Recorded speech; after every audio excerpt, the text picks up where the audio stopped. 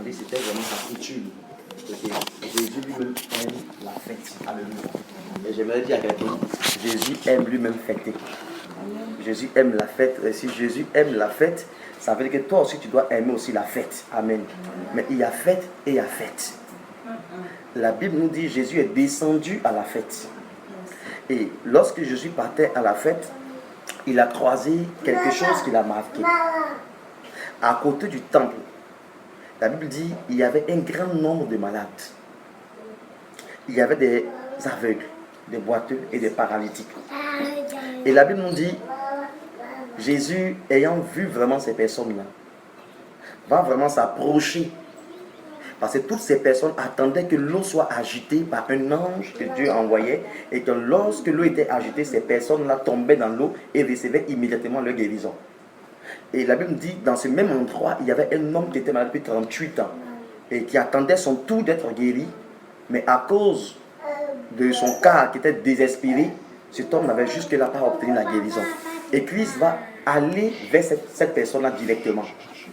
Et il va demander à la personne, est-ce que tu veux être guéri? La Bible dit, il va dire, Seigneur, vraiment, lorsque l'eau est agitée, je veux vraiment me jeter dans l'eau, mais il se trouve que quelqu'un me dévance et il reçoit la guérison. Et ça fait 38 ans que cela dure et je suis là et il n'y a pas d'espoir pour moi. Tout le monde m'a rejeté, je souffre ici et tout. Et Christ lui dit, est-ce que tu veux te guérir? Sinon, prends ton lit et marche. Alléluia. Et la Bible dit, le monsieur va se lever. Il va prendre son lit, il va commencer par marcher. Et lorsqu'il va marcher, des personnes vont lui demander, mais pourquoi est-ce que tu prends ton lit et tu marches? Parce qu'aujourd'hui est un jour de sabbat. Et pendant ce jour-là, on ne doit rien faire. Pourquoi s'il y a des guérisons en ce jour? Il dit, ça ne dépend pas de moi. L'homme qui m'a guéri m'a dit de prendre mon lit et il m'a dit de marcher. Et c'est ce que je suis en train de faire. Et lui ont demandé, mais qui est l'homme qui t'a dit prends ton lit et marche? Mais on dit, le monsieur sachant pas qui c'était. Amen. Ça aussi c'est un autre domaine aussi, si Dieu fait grâce qu'on pourra toucher. Il ne savait pas qui c'était. Et la Bible dit, parce que Christ s'était éclipsé. Quelque temps après, Christ vient, il croise le monsieur dans le temple maintenant. Il le guérit hors du temple, mais il le croise dans le temple. Pourquoi hors du temple la guérison? Après, il le croise dans le temple. Il y a quelque chose aussi à dire là-dessus. Et Christ lui dit, ne pêche plus, de peur qu'il ne t'arrive quelque chose de pire. Et puis s'écarte encore. Et des gens viennent. Le monsieur lui dit maintenant, celui qui m'a guéri, là, j'avais oublié de vous donner le nom, mais j'ai maintenant le nom. Son nom, c'est Jésus. Alléluia. Bien aimé, dans ce passage, il y a quelque chose qui m'a marqué. J'ai dit dans le thème, c'était un jour de fête. Et nous comprenons que lorsqu'on parle de fête, c'est un temps de réjouissance. Il n'y a pas de fête sans réjouissance. Voilà. La fête est différente d'un funérail. En ce sens que lorsqu'on parle de fête, on parle de réjouissance et dans un funérail, on parle de pleurs. Donc il ne faudrait pas faire d'une fête un funérail. C'est deux choses vraiment qui diffèrent. Il y a l'atmosphère qu'on a pendant le funérail. Et pendant le funérail, tu ne peux pas bien rire. Tu ne peux pas exploser de joie parce que tu as peur qu'on dise que tu n'es pas sentimental ou bien tu ne ressens rien pour le monsieur qui est décédé et tout. Donc pendant vraiment la fête, même quand pendant les funérailles, même quand il y a une bonne nouvelle, tu te concentres pour ne pas exploser de joie parce que tu es dans un funérail. Mais lorsqu'on parle de fête, c'est là où il y a l'explosion de joie. Et même quand tu n'as pas la joie, tu veux partir à une fête parce que là-bas, il y a des personnes qui peuvent te communiquer leur joie. Donc une fête est quelque chose qui ne rejette pas quelqu'un, qui n'exclut pas des personnes. Habituellement, une fête est ouverte. Lorsqu'on dit 1er janvier, on ne dit pas 1er janvier des riches, on dit 1er janvier tout court. Même le pauvre qui n'a que 100 francs par jour, il peut fêter s'il veut avec ses 100 francs. Voilà. Et quand il y a une fête, on s'en va. Celui même qui est découragé, on lui dit, allons-y. C'est sûr qu'au cours de la fête, vraiment tu seras encouragé et tu vas commencer à danser. Les choses vont changer autour de toi. Donc habituellement, une fête est quelque chose qui rassemble. C'est là où il y a un débordement de joie. C'est là où chacun démontre combien de fois il est en joie. C'est là où il y a des pas de danse. C'est là où il y a quelque chose, vraiment, il y a une explosion même de joie. C'est la fête. Et la Bible dit que Christ était dans le contexte de la fête. Christ voulait aussi exploser de joie. Christ voulait partir aussi pour pouvoir donner. Au cas où personne ne pouvait donner la joie, lui, en tant que Jésus, pouvait donner la joie aux gens qui partaient fêter. Et j'aimerais dire à quelqu'un ce soir, je ne sais pas quel est le temps dans lequel tu passes, mais laisse-moi te dire qu'aujourd'hui, ça peut être aussi ta fête. Et même si tu as un problème, à la fête, il y a quelqu'un qui est un distributeur de joie. Et la Bible, Christ se définissait comme un distributeur de joie, est parti à la fête. Parce que ceux qui devaient y aller, il y en a qui allaient partir, mais qui n'avaient pas toute la joie pour pouvoir mieux fêter. Et Christ partait pour communiquer la joie à tous ceux qui partaient à cette fête-là. Et la Bible dit, quelque chose a marqué le Seigneur. Il voulait entrer dans le temple parce que la fête, ce n'était pas en dehors du temple, c'était dans le temple. Il voulait entrer dans le temple, mais lorsqu'il a jeté un regard quelque part, il a vu quelque chose qui l'a marqué. Il a constaté 3 catégories de personnes. Et ces personnes-là ne pouvaient pas fêter. Or, la fête ne les avait pas exclus.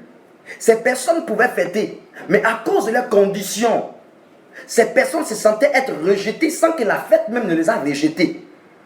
Mais ces personnes-là avaient vraiment une maladie qui les fatiguait. Christ va aller, la Bible dit qu'il y avait des aveugles, il y avait des boiteux, il y avait des paralytiques. Eux aussi voulaient fêter, mais l'aveugle s'est dit, comment est-ce que moi je vais fêter? Parce que lorsque j'y vais danser, quelqu'un marchera sur mon pied. Je ne saurais pas qui me marche là-dessus. Lorsque je vais vouloir danser, mais il faut vraiment beaucoup de mesures de précaution. Et pour cela, je préfère ne pas fêter. Le boiteux a dit, je vais aussi aller à la fête. Mais quand je vais y aller, je vais croiser des gens qui vont me marcher là-dessus. Je ne pourrai pas vraiment bien danser, je ne pourrai pas bien me réjouir à cause de mon handicap. Le paralytique s'est dit, je n'irai pas aussi à la fête. Et voilà 3 catégories de personnes qui étaient couchées. Et la Bible dit que ces personnes étaient couchées. Et ne pouvaient pas fêter. Et cependant, c'était un jour de fête. Je ne sais pas ma soeur, je ne sais pas mon frère, quel est le jour dans lequel tu te retrouves aujourd'hui. Peut-être que tu veux fêter. Il y a beaucoup de personnes qui fêtent aujourd'hui parce que depuis, la Bible nous dit que depuis Acte 2, il y a eu l'effusion du Saint-Esprit. Et depuis ce jour, la fête du Saint-Esprit n'a jamais pris fin. Depuis Acte 2, il y a une fête qui a commencé. Et que tu sois chinois, que tu sois japonais, que tu sois baoulé ou gourou, si tu te consacres au Seigneur, tu peux continuer toujours de fêter jusqu'à aujourd'hui. Et pendant que toi tu es assise là, mais il y a quelqu'un qui est en train de faire une fête à Jacquesville ici. Pendant que toi tu es assis là à cause d'un problème, il y a des gens qui sont en train de fêter. On t'appelle, on te dit, ah, on est parti dans telle croisade, Dieu nous a restaurés, Dieu nous a visités, on a fait 7 jours de jeûne, nous, on a vu le ciel s'ouvrir, on a vu de telles choses, et tu t'assois, tu dis, hé, quand est-ce que moi aussi je vais voir de telles expériences? Quand est-ce que moi je vais vivre de telles expériences? Mes frères sont en train de fêter à Abidjan. Des gens sont en train de fêter avec le Saint-Esprit. C'est pourquoi je dis il y a fête et il y a fête. Il y a fête où on va dans le monde, mais il y a une fête spirituelle où le Saint-Esprit nous convoque. C'est pourquoi lorsque le monsieur a dit à Pierre, c'est parce que vous avez bu du vin doux. C'est pourquoi vous êtes débordé de joie comme ça. Pierre dit attention, monsieur, il y a fête et puis il y a fête. Il y a fête où on boit vin et puis on déborde de joie. Mais il y a fête où le Saint-Esprit nous remplit, nous inonde. Et là, cette fête-là, elle est particulière. Et depuis ce temps-là, la fête n'a pas encore pris fin. Tant que Christ ne prend pas son église, la fête ne prendra pas fin avec l'effusion du Saint-Esprit.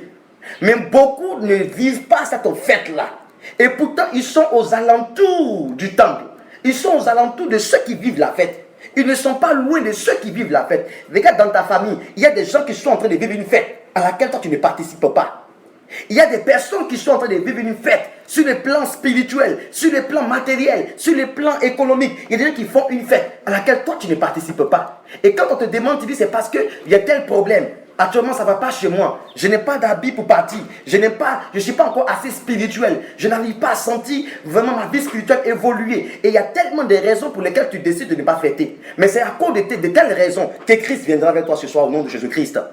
Parce qu'il y avait des gens qui voulaient fêter, mais leurs conditions de vie ne leur permettaient pas de pouvoir fêter.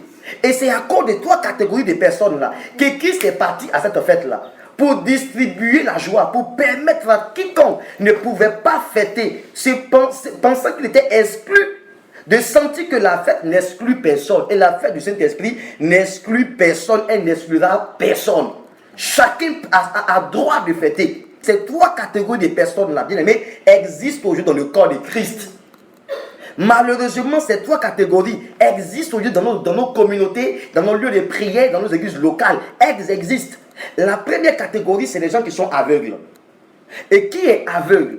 Un aveugle, c'est quelqu'un qui a entendu Dieu lui parler. Certainement, il sait, mais il ne voit pas. Il ne peut pas aller où il doit partir. Beaucoup de pasteurs, beaucoup de frères ont entendu Dieu dire tu seras prophétesse. Dieu t'a dit que tu seras une femme qui va vraiment avoir un ministère authentique. Et tu le sais, il l'a dit il y a 4 ans, il l'a dit il y a 5 ans, il y a 6 ans de cela. Mais aujourd'hui, tu ne sais même pas où mettre la tête parce que tu ne sais plus à quel ministère tu es appelé. Tu ne sais pas ce que tu dois faire parce que le diable t'a aveuglé pour ne pas que tu fasses partie de la fête. Il y a beaucoup qui sont aveugles aujourd'hui. Et Christ dit, si un aveugle conduit un aveugle, n'ont-ils pas tous dans une fosse? Et beaucoup sont aveuglés aujourd'hui. Dieu t'a parlé, mais tu n'arrives pas à fêter. Quand tu dors, tu te rappelles des révélations, des songes il y a 5 ans de cela. Tu dis, Dieu m'a dit telle parole. Dieu m'a dit telle parole. Mais aujourd'hui, la vie que tu as, il n'y a plus d'expérience avec le Saint-Esprit. Il n'y a plus de victoire. Quand tu t'assois, tu n'es pas la même personne que tu as été auparavant. Ou tu n'es pas en train de vivre l'expérience que Dieu t'a prophétisée ou que Dieu t'a montré dans ton songe, dans ta vision. Tu as l'impression que ce que Dieu t'a dit et la réalité, c'est deux choses différentes. Et c'est ça, des personnes qui sont aveugles aujourd'hui. Dieu t'a donné une destinée qui est grande. Dieu t'a appelé à un ministère qui est grand. Dieu t'a appelé à faire quelque chose qui est grand pour lui. Mais dans ton parcours, tu es aveugle. Et tu ne veux pas commencer ton ministère parce que tu ne vois même plus ton ministère aujourd'hui. Beaucoup ne savent même pas à quoi Dieu les appelle aujourd'hui. Et beaucoup sont aveugles. Dans le lieu de prière, beaucoup sont aveugles. Si tu leur demandais un jour à quoi est-ce qu'ils sont appelés, ils vont te dire, Dieu m'a dit il y a 10 ans, un pasteur m'a dit, une prophétesse m'a dit, un apôtre m'a dit. Mais qu'est-ce que tu fais aujourd'hui? Il ne sait pas ce qu'il fait aujourd'hui parce qu'il ne sait pas, il est aveugle par rapport à sa destinée. Il ne sait pas quel chemin emprunter pour pouvoir vraiment parvenir à ce que Dieu lui a donné de faire. Et beaucoup sont aveugles aujourd'hui. Ils ne comprennent pas. Et bien aimé, le diable a 3 fléaux. Quand il te donne, tu exclus de la fête toi-même. Il te rend aveugle, il te rend boiteux, il te rend paralytique. C'est les 3 fléaux que le diable met sur quelqu'un pour l'empêcher de pouvoir fêter. C'est pourquoi ils étaient tous en dehors du temple et non pas dans le temple. Est-ce que tu n'es pas aveugle aujourd'hui? Est-ce que nous ne sommes pas aveugles aujourd'hui? Est-ce que ce que Dieu t'a dit, est-ce que c'est dans ces choses que tu te retrouves aujourd'hui? Est-ce que la vie que tu mènes est une vie où tu vois clair? Dieu a demandé à Jérémie, Jérémie, que vois-tu? Il dit, je vois une branche d'amandier. Il dit, tu as bien vu. Est-ce que toi, tu vois bien ton ministère? Tu veux commencer quelque chose, mais est-ce que tu as bien vu? Est-ce que Dieu dit de toi, ma servante, tu as bien vu? Ou est-ce que Dieu dit, tu as mal vu? Regarde bien encore, parce que tu es aveugle. Dieu a besoin des gens aujourd'hui qui voient. Mais beaucoup ont vu à un moment donné. Après, ils sont laissés pris au piège. Ils sont devenus aveugles. Et ils ne savent même plus où partir. Et Christ pouvait dire, vraiment Dieu pouvait dire dans la parole, que ce peuple-là ne sait pas distinguer sa main gauche et sa main droite. Et aujourd'hui, tu n'arrives pas à distinguer ton ministère. Tu ne sais même plus. Tu as l'impression que les gens t'ont menti quand ils t'ont proposé que tu es une grande femme de Dieu. Tu penses qu'ils ne t'ont pas dit la vérité. Et pourtant, ils ont parlé du cœur du Seigneur. Mais le problème, c'est que le diable a pu t'aveugler et tu es couché aujourd'hui. Tous ceux qui sont aveugles ont la position couchée. Parce qu'ils ont peur d'avoir honte. L'aveugle a peur de partir seul. Il a peur qu'on se moque de lui. Il a peur. Et l'aveugle est toujours quelqu'un qui est dépendant de quelqu'un d'autre. Et aujourd'hui, les gens qui sont aveugles, comment les reconnaître? C'est des chrétiens qui sont encore dépendants. C'est des pasteurs qui sont encore dépendants de d'autres personnes. Tu ne peux rien faire par toi-même en comptant ce que Dieu a investi en toi. Tu as toujours l'impression que tu as besoin d'appeler un pasteur pour lui demander qu'est-ce que tu dois faire aujourd'hui et demain et après-demain avant de t'engager. C'est que tu es un aveugle. Parce que l'aveugle, le boiteux, le paralytique, c'est des personnes qui sont dépendantes. Est-ce que ta vie spirituelle aujourd'hui n'est pas dépendante d'un individu?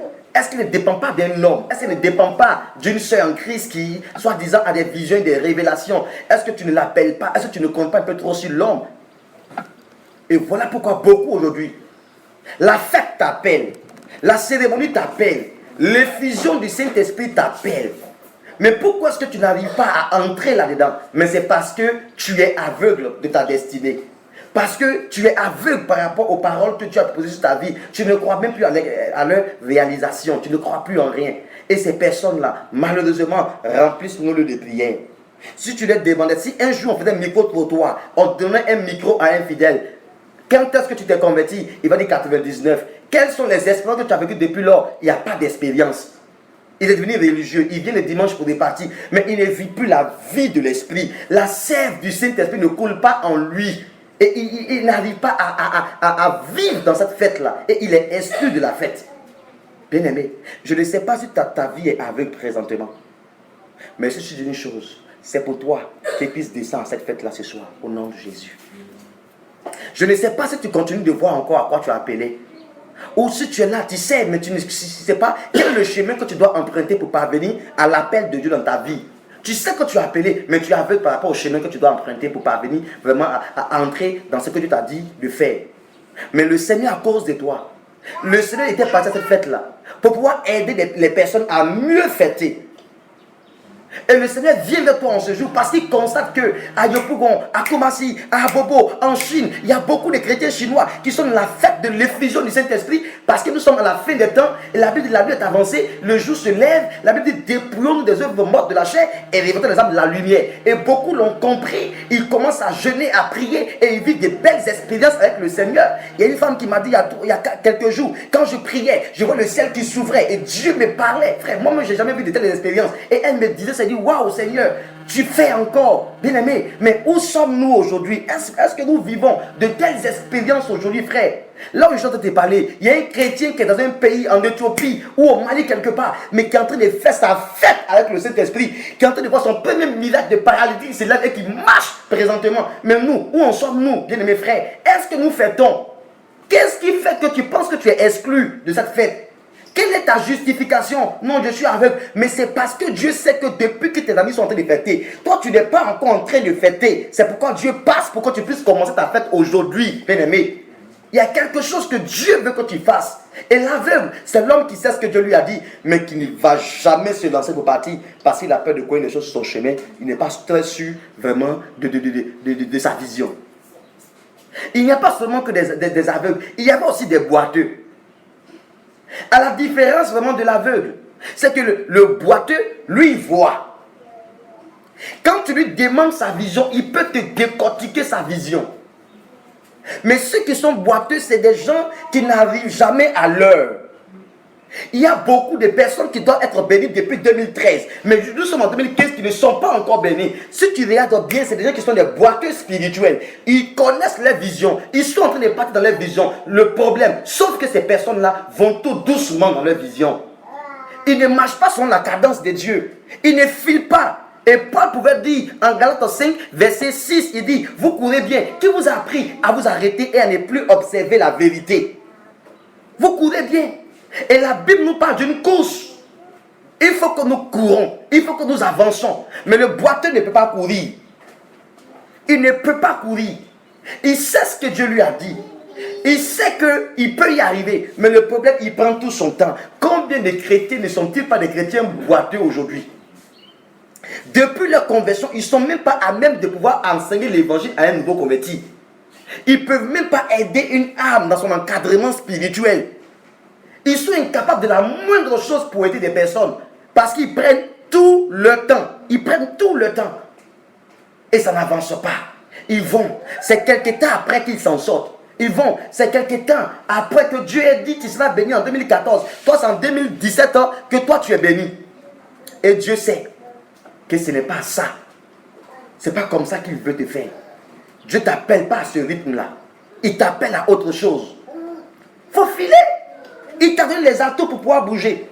Mais le problème est si tes pieds ne peuvent pas bien bouger. Et il est dit, vraiment, il est beau sur les montagnes. Les pieds de ceux qui annoncent l'évangile. Beaucoup ont des problèmes de pieds. Ils ne peuvent plus sortir évangéliser. Ils ne peuvent plus parler à quelqu'un. Ils sont là. Ils n'avancent pas dans leur croissance spirituelle. Ils sont bloqués. Combien de pasteurs ne jettent pas l'éponge à cause de tel type de fidèles? Des fidèles qui ne comprennent qu'à la 12e année la vision de leur pasteur. Des fidèles qui comprennent la 5e année la vision du pasteur. Le pasteur explique, il dit on va à gauche, et ils prennent tout le temps. Et on n'a pas le temps. Christ revient bientôt. Et si tu as une église de boiteux, c'est sûr que toi, si tu ne fais pas attention, tu vas finir par devenir boiteux aussi. Parce que tu ne pourras pas les aider. Ils vont vouloir aller à leur rythme. Et pourtant, Dieu a investi vraiment sa puissance en nous pour qu'on puisse aller de l'avant, pour qu'on puisse bouger et tout. Mais il y a des personnes qui sont boiteuses présentement. Est-ce que la vision que Dieu t'a donnée, est-ce que tu es en train de marcher convenablement à l'appel de Dieu sur ta vie? Est-ce que tu ne prends pas tout ton temps? Des gens qui font des confessions depuis 5 ans, ça ne change pas. Toujours c'est des pardonnements pour le mensonge. Pardonnement pour le mensonge. Pardonnement pour le mensonge. Ça fait 5 ans. Là où des gens sont en train de percer dans le ministère, en train de gagner des âmes. Tu es sur le même péché encore depuis 5 ans. C'est là le mensonge. C'est là le mensonge. Mais à quand ta délivrance? À quand ta délivrance? Seigneur, la colère me fatigue. La colère me fatigue. Et chaque fois, soit c'est un frère qui te dit tu es coléreux, soit c'est ton mari qui dit tu es coléreuse. Change. Oui, je vais changer. Mais dans la pratique, il n'y a pas de transformation. Il n'y a pas de changement. Tu prends tout ton temps pour changer. Tu prends tout ton temps pour accepter que tu es orgueilleux ou orgueilleuse. Pourtant, on te l'a dit il y a longtemps, mais tu n'acceptes pas. Tu veux accepter selon ton rythme. C'est quand tu es content ou contente que tu dis oui, j'accepte, que je suis orgueilleux. Mais tu es un boiteux. Et tu ne peux pas aller vite avec le Seigneur. Tu vas prendre tout ton temps pour pouvoir réussir ton ministère.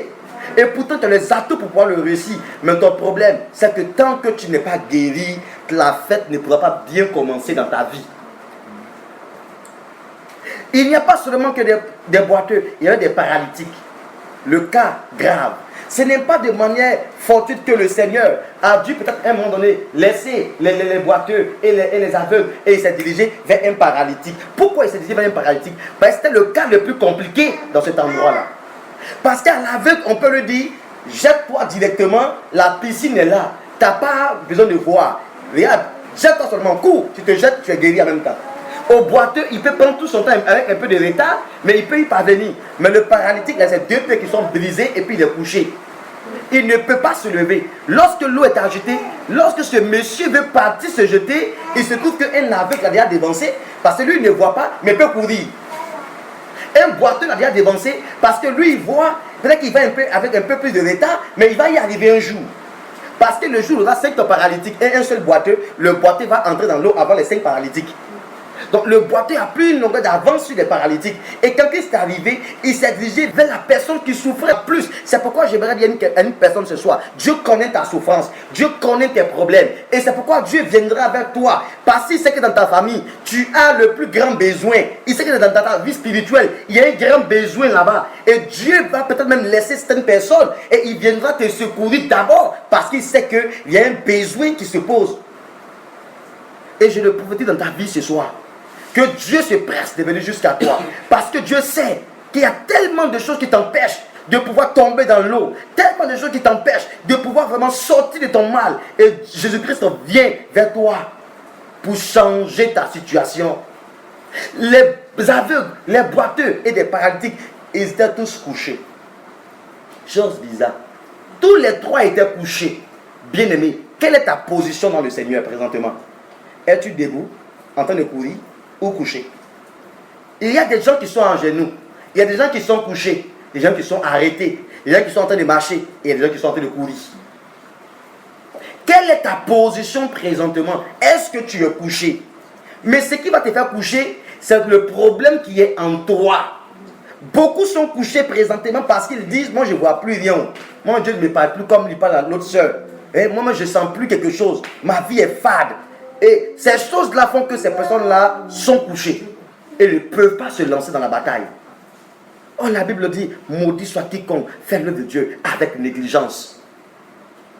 Et beaucoup négligent leur appel, négligent leur ministère, négligent leur vie. Parce que soit ils sont aveugles, le diable t'a donné une nécessité spirituelle et tu n'arrives pas à marcher dans ta destinée. Il a fait de toi un boiteux, tu n'arrives pas à marcher rapidement dans ta destinée. Il a fait de toi un paralytique, tu n'arrives pas à marcher dans ta destinée. La Bible dit en Marc chapitre 2, il y a un paralytique qui était porté par 4 hommes.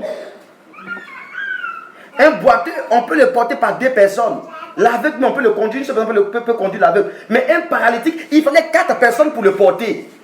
Ça montre un peu combien de fois quand tu es un paralytique spirituel, ton cas est dangereux pour toi-même, ta propre vie spirituelle. Tu deviens un danger permanent pour toi-même. Parce que tu es paralysé sur le plan spirituel. Et là, tu donnes accès à Satan. Il lance la colère, tu prends. Il lance le mensonge, tu prends. Il lance telle chose, tu prends. Toutes les stratégies même du diable qui ne touchent pas d'autres personnes. Toi, ça te touche. Toi, ça te prend. Mais le Seigneur, quand il est arrivé, il est venu vers la personne qui souffre plus. Et je sais qu'en ce soir, Dieu sait que nous souffrons. Il sait que nous appelons à des grands ministères. Mais peut-être que je suis aveugle. Peut-être que je suis boiteux. Peut-être que je suis un paralytique spirituel. Ma destinée est grande. Sauf que je ne peux pas y arriver. Ton ministère est grand, mais combien d'années tu prends pour pouvoir réussir ce ministère-là? Il y a des gens, si Dieu devait nous parler en ce jour-là, si beaucoup de pasteurs en Côte d'Ivoire, beaucoup de chrétiens, je suis sûr qu'il y a des gens qui vont être bénis en 90, mais qui jusque-là n'ont pas encore été bénis. Pourquoi? Ce sont des boiteux. Ils prennent tout le temps. Quand le pasteur pas dit pasteur, un peu, ça va aller. Un peu, ça va aller. Ils prennent tout le temps. Et comme ils ne marchent pas pour vite arriver, alors ils prennent tout le temps. Donc si tu dis 90, que toi tu arrives là-bas en 2015, donc tu recevras le miracle en 2015, Tout dépend de comment ta position. Quelle est ta position dans le Seigneur présentement? Il y a des gens qui doivent être bénis en 2013. Il y a des gens qui doivent se marier en 2013. Mais à cause de leur bail de marché, jusqu'à présent, ils ne sont pas encore mariés. Il y a des frères qui devaient entreprendre. Actuellement, tu devais entreprendre à un certain niveau. Mais ta manière de marcher fait que jusqu'à présent, tu ne peux pas encore entreprendre. Ton ministère devait atteindre un certain niveau. Mais ta manière de marcher fait que jusque-là, tu n'as pas encore atteint le niveau vraiment que le Seigneur vraiment où le Seigneur t'attend. Mais c'est à cause de nous autres qui sommes soit aveugles, boiteux ou paralytiques que Christ est allé à la fête. Et c'est pourquoi je suis confiant parce que c'est qu'à cause de moi, Christ viendra fêter pour me faire fêter. Il faut qu'il vienne à la fête pour que moi je sois de la fête. S'il ne vient pas, je vais me coucher quelque part et puis je vais dire je suis un boiteux, c'est à cause de ça. Je vais me coucher quelque part pour dire à cause de mes frères qui ne visitent pas les gens, moi je ne fais plus l'œuvre de Dieu parce que je suis choqué, les frères ne me visitent pas, moi je les visite, je vais m'asseoir. Bien aimé, quelle est ta position devant le Seigneur? C'est ça le plus important. Quelle est ta position? Si nous avons une position couchée, bien aimé, on va prendre du temps. On va prendre du temps. Oh, dans le temps du Seigneur, peut-être que quelqu'un ici devait être déjà à son 3e, à son 4e miracle. Mais jusqu'à présent, peut-être que tu n'as pas encore atteint le miracle que tu devais atteindre en 2015. Là. Si Dieu devait entrer pour nous parler réellement, peut-être que s'il montrait une télévision dans son plan parfait et qu'il montrait Josiane, si Josiane se voyait dans la télévision de Dieu, elle ne serait pas ce qu'elle est aujourd'hui là. Elle va te dire, donc je suis une femme comme ça.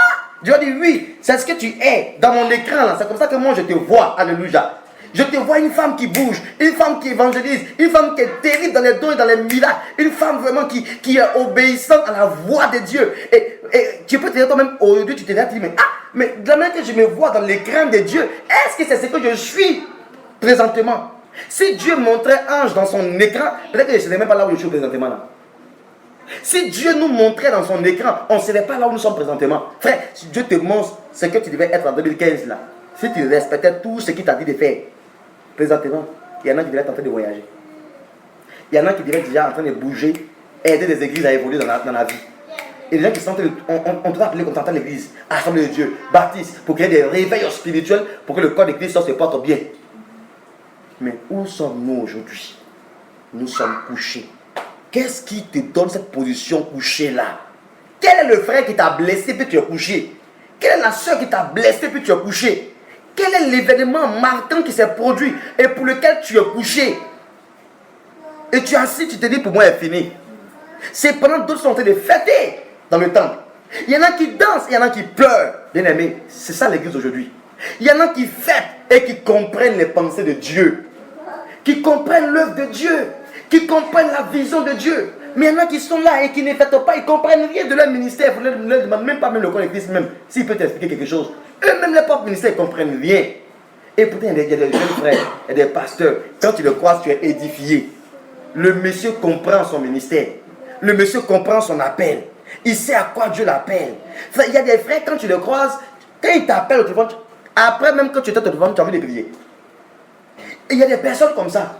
Quand tu l'appelles au téléphone, quand tu raccroches, oh, tu deviens spirituel en même temps. Sa manière de te parler, sa fluidité dans sa compréhension du ministère, quand il t'explique des choses, quand il te parle, quand il te fortifie, quand tu parles la langue, ta vie de prière change automatiquement. Parce que c'est des gens qui comprennent les choses de Dieu, qui ont réalisé que Dieu a donné un bagage, qui ont su marcher convenablement et qui comprennent une bonne lecture de l'œuvre de Dieu présentement. Bien aimé, et nous, est-ce que quand on t'appelle, quand on raccroche, est-ce qu'on a envie de jeûner? Est-ce qu'on a envie de prier? Quand on t'appelle, est-ce que ta manière même de parler, la consolation, est-ce que ton langage pousse la personne à dire, ah Seigneur, je vais prendre cet homme-là comme un modèle. Seigneur, je vais prier pour devenir comme lui. Je vais prier pour le ressembler parce que je sais que c'est un vrai homme de Dieu. Sa manière même de me parler, je sens la grâce de Dieu qui me communique. Bien aimé, où sommes-nous aujourd'hui? Quelle est notre position? Mais ne nous inquiétons pas. C'est à cause de nous que Jésus s'en va à la fête. C'est à cause de nous. Parce que quand on voit des prêts, après on ne voit même pas le Seigneur qui est en train de danser ou en train de fêter. Quand il finit de terminer avec le monsieur et puis après il se disparaît. Oh, donc qu'est-ce qui a envoyé Christ à cette fête-là? Est-ce qu'il partait aussi pour danser comme ça? Est-ce qu'il partait pour lui-même, ou est-ce qu'il partait pour qui? En réalité, il ne partait pas pour lui-même, mais il partait pour des personnes qui ne pouvaient pas fêter. Et il s'est concentré sur un cas spécifique. Cet homme à qui il lui a dit, prends ton lit et marche. Bien aimé, cet homme avait un lit. Il a tellement duré que pour finir, il a changé les choses. S'il avait commencé avec il a commencé avec une natte, à un moment donné, il s'est dit, la natte ne suffit plus. Il faut que j'ai un matelas. Après d'enlever vraiment le matelas, il dit, il faut que j'ai un lit. Et que je mette le matelas là-dessus. Frère, plus tu dors, tu as beaucoup de bonnes stratégies pour mieux dormir. Plus tu dors sur une natte, demain, spirituellement, c'est un matelas que tu seras en train de dormir. Tu vas accuser les gens autour de toi et ça va t'empêcher de faire l'œuvre de Dieu. Bien aimé, la moisson est grande.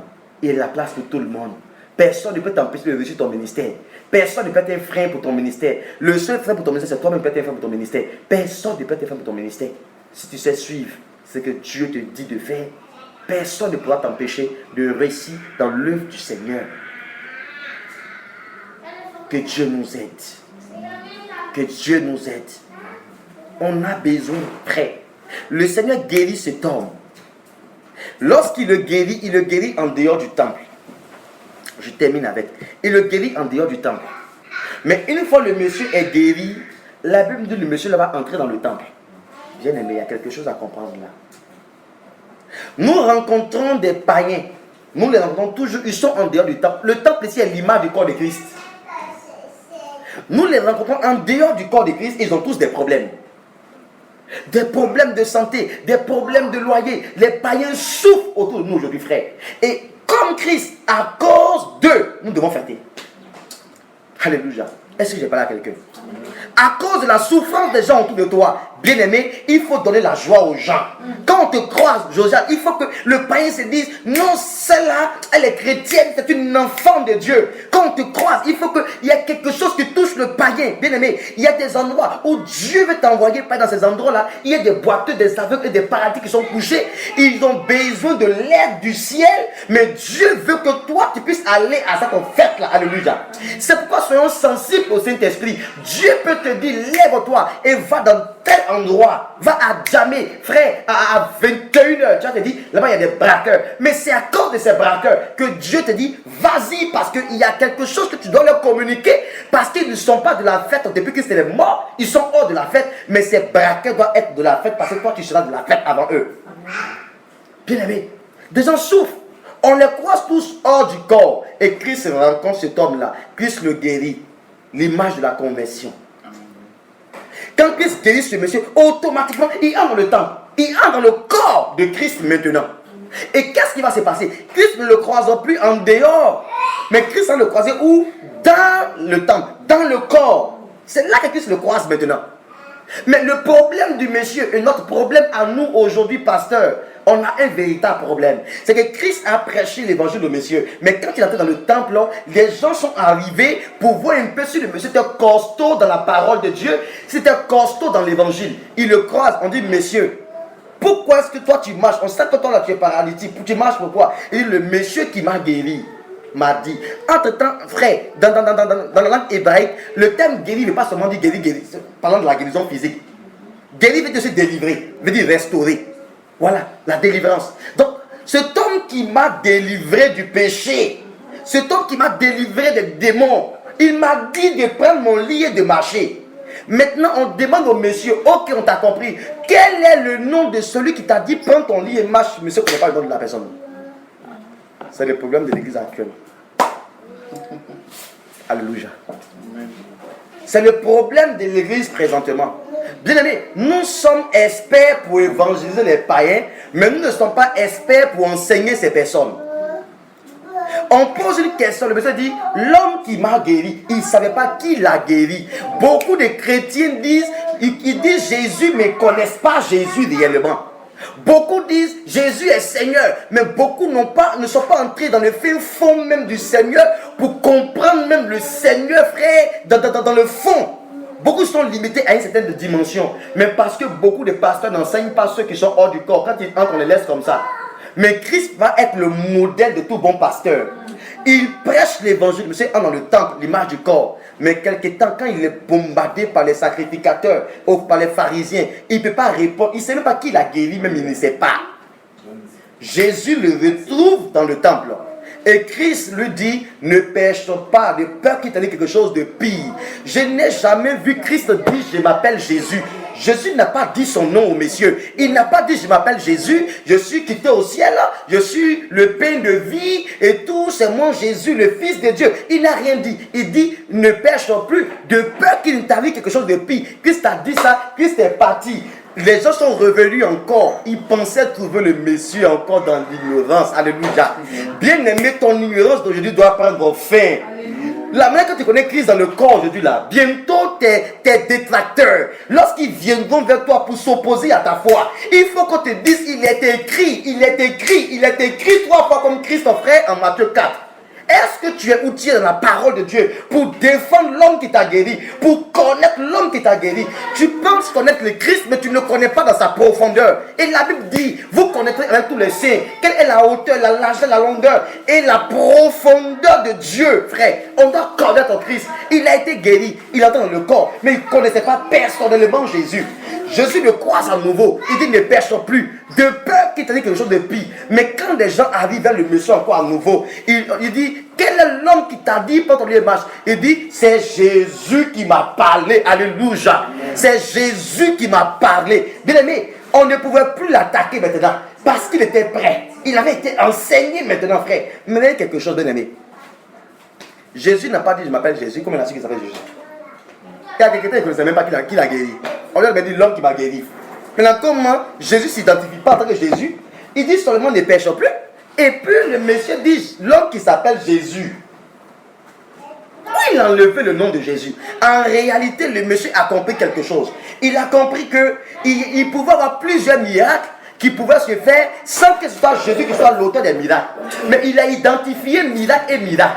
Il y a un miracle auparavant. Mais quand il y a un miracle qui se produit et qu'après on parle de sanctification, ça c'est Jésus. Alléluia. Est-ce que je parle à quelqu'un, bien aimé? Il a compris qu'il y a miracle et miracle. Il y a des baillés qui peuvent faire miracle, mais qui ne parlent pas de sanctification après. Frère, il y a des gens qui parlent de miracle, mais qui ne parlent pas de réponds-toi après. Mais il a identifié le message de Jésus. Quand il dit réponds-toi, il dit l'homme qui guérit, qui dit réponds-toi, il est le seul ici en Israël et son nom c'est Jésus de Nazareth. J'ai plus besoin de lui dire, monsieur, quel est ton nom? Je connais son nom à partir de l'enseignement qu'il donne. Son nom est dans son enseignement et il peut se défendre désormais. Il dit, l'homme qui s'appelle Jésus m'a dit de prendre mon lit et de marcher. Frère, ils l'ont laissé tranquille. On ne pouvait plus le confronter parce qu'il était prêt. Je prophétise que même nous soyons prêts. Alléluia. Que nous soyons prêts et que des gens que nous croisons hors du corps de Christ, à qui nous prêchons l'évangile qui entre dans le corps de Christ, ne nous arrêtons pas là. Faisons comme Jésus. Venons prêcher la sanctification. Venons dire aux personnes, tu as été guéri, mais arrête avec le concubinage, arrête avec le mensonge, arrête avec la drogue, arrête avec telle chose. C'est de peur qui te dit quelque chose de pire. Frère, tout bon pasteur qui prêche le miracle accompagne le miracle par la sanctification, bien aimé. S'il y a un miracle et qu'il n'y a pas arrête de pécher, ça ne vient pas du Seigneur. Ça vient du vaudou, de baillé ou de je ne sais pas quel sorcier, mais ça ne vient pas du Seigneur. Le Seigneur n'a pas donné son nom, mais le monsieur a su que c'était Jésus qui l'avait guéri. Bien aimé, est-ce que nous le savons nous aussi, bien aimé? Est-ce qu'on connaît Christ en profondeur? Frère, quand tu vas dans une église, il peut y avoir un miracle, c'est bien bon. Beaucoup font des miracles présentement, mais je connais Jésus.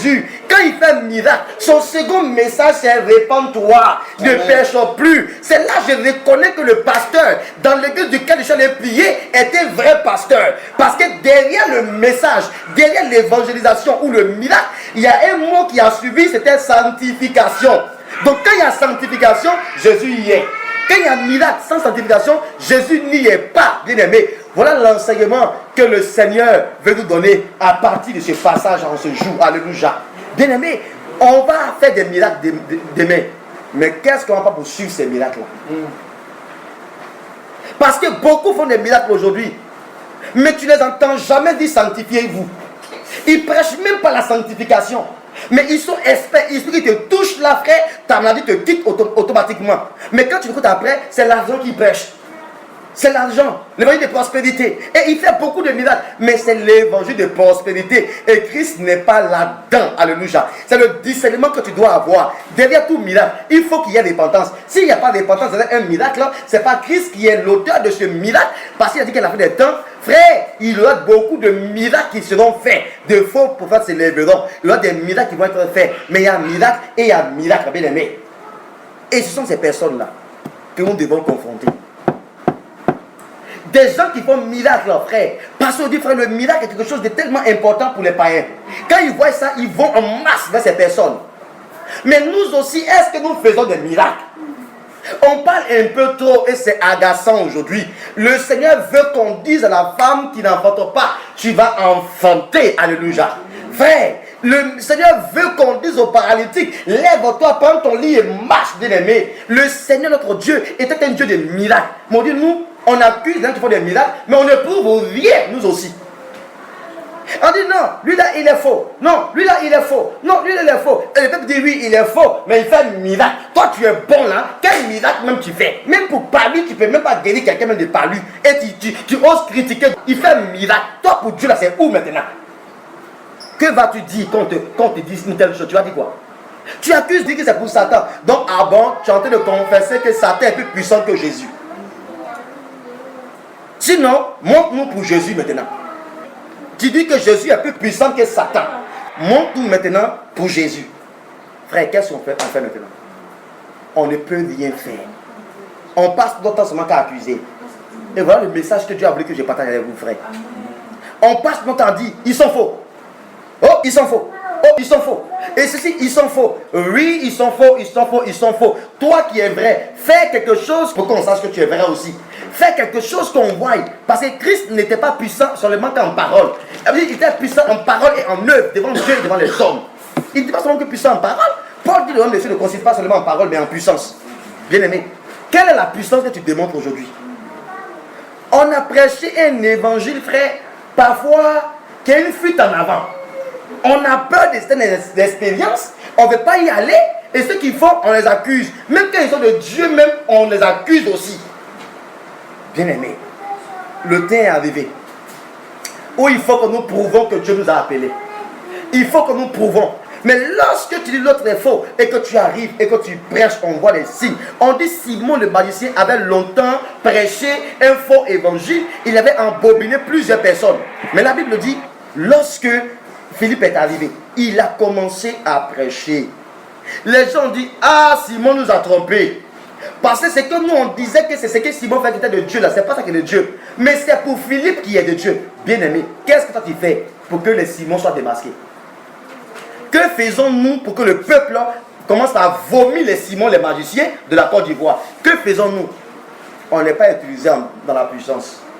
On n'est pas utilisé dans les guérisons ni dans les miracles.